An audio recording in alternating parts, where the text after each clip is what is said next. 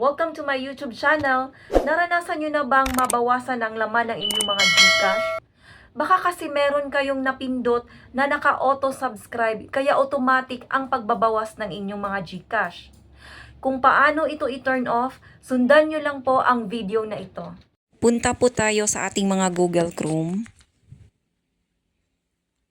Pindutin ang 3 dots sa may right side. Pindutin ang settings.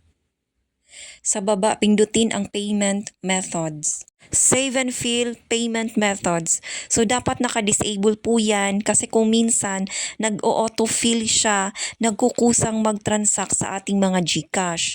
Lalo na kung meron tayong mga apps na naka-automatic subscribe po tayo. So, ang ending, kahit wala naman tayong binibili, nababawasan ang ating mga GCash. Kaya kung ayaw nyong malimas ang mga pera sa inyong mga GCash na inyong pinaghirapan, ay i-turn off na ninyo ang button na ito. So, yun lamang po at sana po ay nakatulong po sa inyo. So, hanggang dito na lang po at maraming salamat sa inyong panonood at magkita-kita po tayo sa next video ko.